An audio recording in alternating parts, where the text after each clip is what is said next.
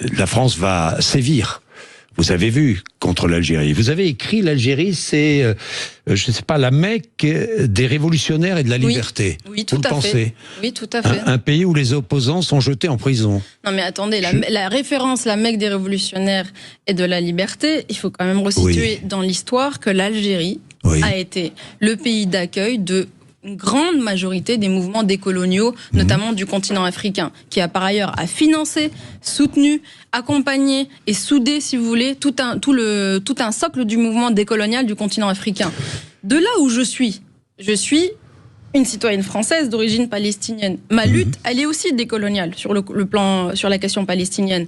Pour moi, l'Algérie est une boussole dans son histoire, si vous voulez, dans la contribution, la contribution de l'Algérie au mouvement décolonial. Vous ne croyez pas que les autorités algériennes exploitent, le souvenir de la colonisation pour justifier une politique dictatoriale? Vous ne pensez pas? Non, pas du tout. Non, pas du tout. Je trouve que l'Algérie, c'est la liberté totale en Algérie.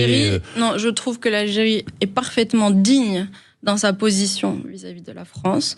Je trouve que l'Algérie a quand même été parfaitement coopérative avec la France quand on revoit l'historique des accords qui ont été passés. Quand elle accueille ces citoyens qui sont rejetés par la France, qui sont condamnés en France. Non, mais écoutez, la question des OQTF, et qui sont expulsés. La question des OQTF est un sujet plus large. L'Algérie est digne, là. L'Algérie a raison. Est-ce que l'Algérie a raison de refuser ses ressortissants, oui ou non? La question des OQTF est un sujet qui est beaucoup plus large que le cas, si vous voulez, des ressortissants algériens. Ce qu'on peut regretter... Les réponses sont beaucoup plus larges. Non, en fait, ce qui vous dérange, c'est des réponses complexes. Ce qui vous dérange, non. Je vous pose une question. Est-ce que l'Algérie a raison de refuser ses représentants, ses citoyens qui sont expulsés de France? Oui ou non? Mais ce qu'on peut... Non, moi, ce que je suis en train de vous dire, c'est que ce qui doit... Non, mais attendez, la question des OQTF, elle ne peut pas être résolue en montrant les muscles, si vous voulez, de part et d'autre. C'est une question. Je pose une question, répondez-moi. Mais je vous pose un constat, écoutez-moi.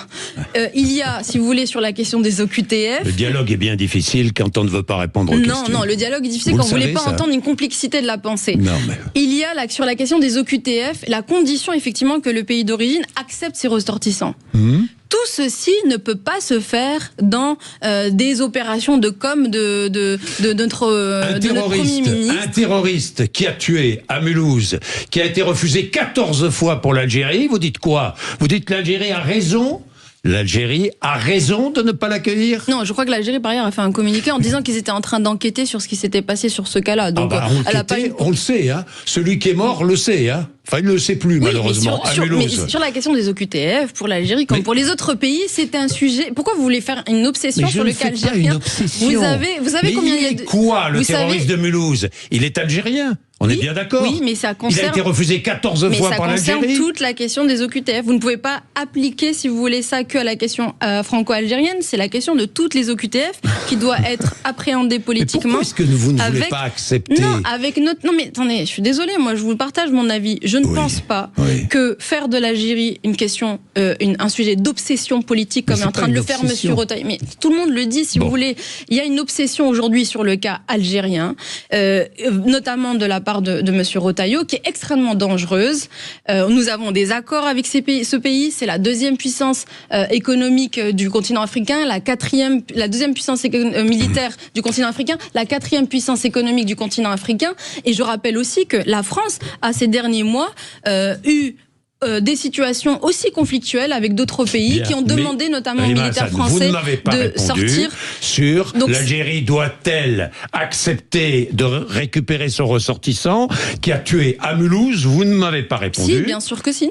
Elle doit l'accepter? Oui, bien sûr. Elle doit? Ah, bah enfin. Et bien sûr, vous voyez que j'obtiens une réponse. Mais non, mais je suis en train de vous dire... Hassan, moi j'ai une autre question à vous poser. Je suis en train de vous dire que c'est pas... Parce que le temps presse. C'est Boualem Sansal. Il est atteint d'un cancer, Boualem Sansal. Je crois qu'il est soigné. Il est dans un hôpital actuellement. Mais il est prisonnier. Oui, mais vous parlez du cancer, je vous dis qu'il est soigné. Il est dans l'incapacité de se défendre. On lui impose un avocat juif. Qu'est-ce que je dis, juif? Non juif. Ah. Volontairement. Je n'ai pas le détail, moi, des échanges qu'il y a eu. Oui, moi non plus, j'ai pas le détail de sa vie. Mais si vous l'avez, je veux bien. Je vous pose la question. Est-ce que ce matin, sur l'antenne de Sud Radio, vous demandez sa libération immédiate et sans condition?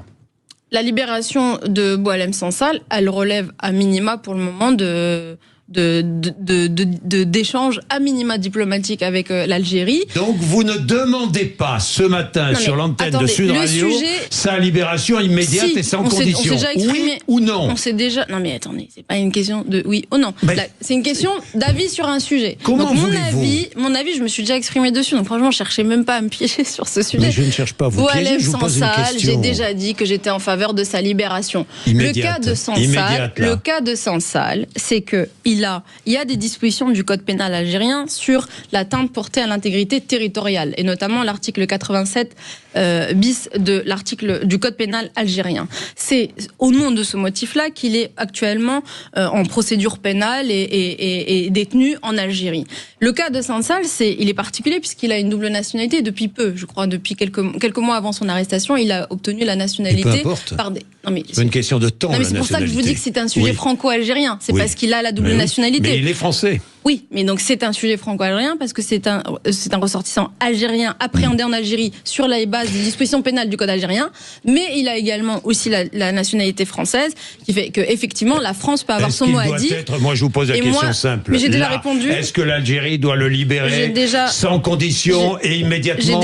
J'ai déjà répondu. J'ai déjà répondu que j'étais en faveur de sa libération. Vous avez répondu vaguement. Mais qu'est-ce que c'est que c'est un interrogatoire ou c'est une question précise, simple. Mais je réponds, vous me dites, vous m'avez pas bien répondu, c'est ma réponse. Elle vous satisfait, vous satisfait pas, c'est pas mon problème. Je vais vous dire pour terminer. Oui. Je me souviens quand Daniel Obono est venu ici et n'a pas voulu reconnaître. Mais je termine simplement sur ça. Il nous faut de l'apaisement en fait dans le rapport que nous avons avec l'Algérie, et notamment avoir une diplomatie qui soit un peu plus intelligente. Et ça, tous les observateurs le soulignent encore une fois.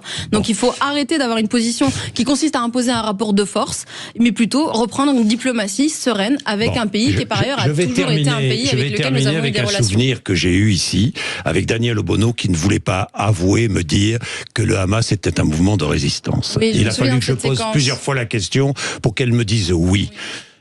Le Hamas, c'est un mouvement de résistance. Vous dites la même chose que Daniel Obono, on est bien d'accord. Moi, je parle la langue du droit international. Le Hamas a une action légitime du point de vue du droit international.